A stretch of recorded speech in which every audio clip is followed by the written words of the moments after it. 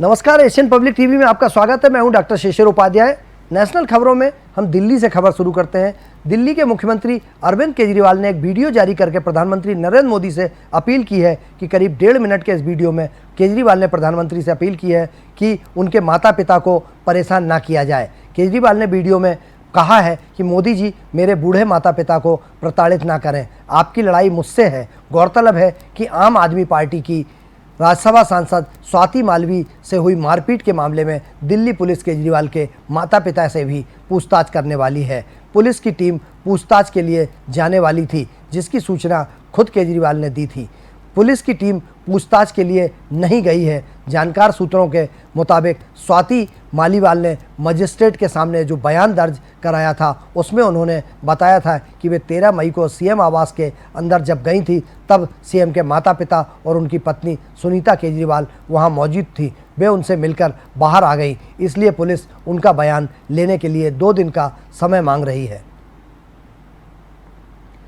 Haryana PM Narendra Modi ने कहा है कि मैं गुरुग्राम के युवाओं से भी कहना चाहता हूं कि अगले 5 साल का कालखंड इस देश के में एक बड़ी क्रांति का समय होने वाला है। आपके सारे सपने पूरे होंगे, क्योंकि आपके सपने ही मोदी का संकल्प है। उन्होंने कहा कि बीते 10 वर्षों में हमने कांग्रेस के पाप धोने में बहुत मेहनत की है। हरियाणा में अत्याधुनिक हाईवे और एक्सप्रेस वे बन रहे हैं। अब ना दिल्ली दूर है और ना ही चंडीगढ़ दूर है। कांग्रेस के विश्वासघात का भुक्तभोगी तो हरियाणा का किसान भी रहा है, जहां कांग्रेस ने किसानों के लिए सिंचाई के पानी तक का भी इंतजाम नहीं किया। नहरों को जोड़कर यहां तक पानी पहुंचा रहे हैं। और हमारी सरकार हरियाणा में 14 फसलों को एमएसपी पर खरीद रही है। हमारे हरियाणा को लूटने में भी कांग्रेस ने कोई कसर नहीं छोड़ी थी। मैंने तो अपनी आंखों से देखा है कि कांग्रेस के समय हरियाणा का क्या हाल था। जो मुख्यमंत्री बनता था वो अपने ज़िले से बाहर नहीं देखता था। ऐसा कोई क्षेत्र नहीं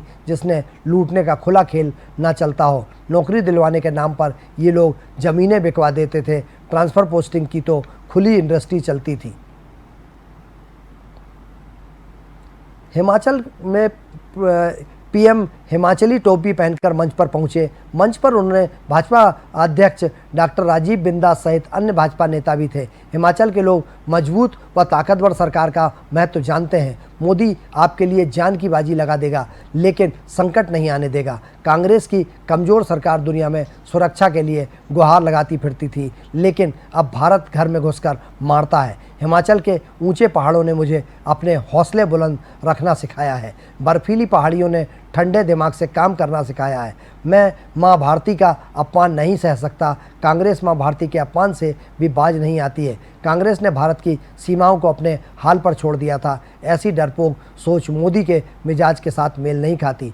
मोदी पड्डल में 6ठी बार रैली कर रहे हैं। शिमला सीट से भाजपा प्रत्याशी सुरेश कश्यप और मंडी से कंगना रनौत चुनाव मैदान में है। बॉलीवुड अभिनेत्री कंगना रनौत को भाजपा हाईकमान ने मंडी से प्रत्याशी बनाया है। पीएम मोदी अपनी चुनावी जनसभाओं में कांग्रेस और इंडी गठबंधन पर ताबड़तोड़ हमले कर रहे हैं। प्रदेश के कांग्रेस सरकार को आड़े हाथों लेंगे। हरियाणा रक्षा मंत्री राजनाथ सिंह ने हरियाणा में एक चुनावी सभा को संबोधित करते हुए कहा कि भाजपा सरकार ने भारतीय सेना को मजबूत करने का काम किया है। सेना की बंदूकें हमेशा तनी रहती हैं। सेना की मजबूती के चलते दुश्मन देश में भारत की तरफ नज़र उठाकर देखने की हिम्मत नहीं है। प्रधानमंत्री नरेंद्र मोदी के नेतृत्व में भारत में दुनिया भर में अपनी अलग पहचान बनाई है। भारत के प्रति दुनिया के लोगों की धारणा बदल गई है। संयुक्त राष्ट्र संघ के मंच पर भारत को गंभीरतापूर्वक सुना जाता है। रक्षा मंत्री राजनाथ सिंह गांव सोड़ला में आयोजित जनसभा को संबोधित कर रहे थे। उन्होंने कहा कि भाजपा प्रत्याशी कृष्णपाल के लिए वोट करने की अपील की। रक्षा मंत्री ने कहा कि अगले 3 साल में भारत विश्व की 3 बड़ी महाशक्तियों के बराबर खड़ा हो जाएगा। सेना के शौर्य और पराक्रम को देखते हुए दुनिया में भारत का मान सम्मान बढ़ा है। सेना को हर तरह से ताकतवर बनाने का कार्य किया गया है। दुनिया का कोई भी देश भारत की तरफ आंख उठाकर नहीं देख सकता।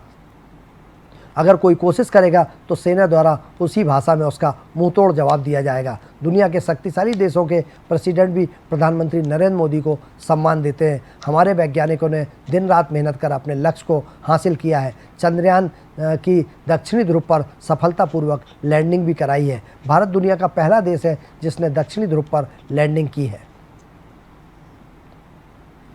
लोकसभा चुनाव के छठे चरण की वोटिंग के पहले कांग्रेस के पूर्व अध्यक्ष सोनिया गांधी ने वीडियो जारी कर कांग्रेस और इंडिया गठबंधन के उम्मीदवारों को जीत दिलाने की अपील की है। उन्होंने दिल्ली के वोटर्स से अपील करते हुए कहा है कि मेरे प्यारे दिल्ली वासियों, यह एक बहुत महत्वपूर्ण चुनाव है। यह चुनाव देश के लोकतंत्र और संविधान को बचाने का चुनाव है। यह चुनाव बेरोजगारी, महंगाई, संवैधानिक संस्थाओं पर आक्रमण जैसे मुद्दों पर लड़ा जा रहा है। आपको इस लड़ाई में अपनी भूमिका निभानी है। कांग्रेस नेता सोनिया गांधी ने वीडियो में महंगाई और रोजगार जैसे मुद्दों को की भी जिक्र किया है। उन्होंने कहा कि आपका हर एक वोट रोजगार बनाएगा, महंगाई कम करेगा, महिलाओं को सशक्त करेगा और सुनहरे भविष्य में समता और बराबरी का भारत बनाएगा। मैं आपसे अपील करती हूं कि कांग्रेस और इंडिया गठबंधन के उम्मीदवारों को दिल्ली की 7 सीटों पर भारी मतों से विजयी बनाइए।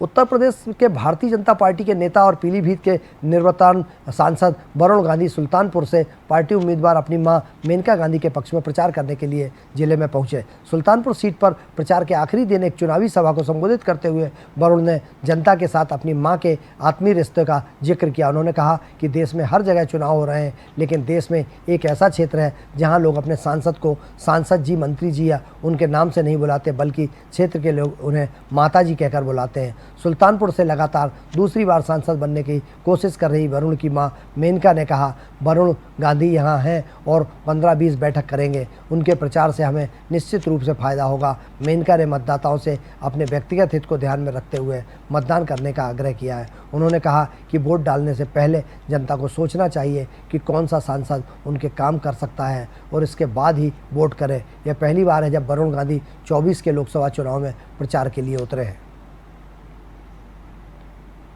लोकसभा चुनाव के छठे चरण के लिए जोरदार प्रचार अभियान थम गया है, जिसमें 58 संसदीय सीटों पर 25 मई को मतदान होगा। मतदाताओं से जुड़ने के लिए सभी राजनीतिक दलों के प्रमुख लोगों ने जोरदार प्रचार किया है। निर्वाचन क्षेत्र 8 राज्यों, केंद्र शासित प्रदेशों में है। चुनाव प्रचार के आखिरी दिन प्रधानमंत्री नरेंद्र मोदी ने हरियाणा के भिवानी में एक रैली को संबोधित किया, जबकि रक्षा मंत्री राजनाथ सिंह ने दिल्ली के द्वारका में एक सभा को संबोधित किया। इसके अलावा केंद्रीय मंत्री पीयूष गोयल ने भाजपा उम्मीदवार के समर्थन में राष्ट्रीय राजधानी के नफजगढ़ इलाके में एक रोड शो किया। 58 लोकसभा सीटों पर मतदान होगा। उसमें उत्तर प्रदेश की 14 सीटें, हरियाणा की 10, बिहार, पश्चिम बंगाल की 8, दिल्ली की 7, उड़ीसा की 6, झारखंड की 4 और जम्मू कश्मीर की 1 सीट शामिल है। छठे चरण के महत्वपूर्ण मतदान के लिए कुल 879 उम्मीदवार मैदान में हैं।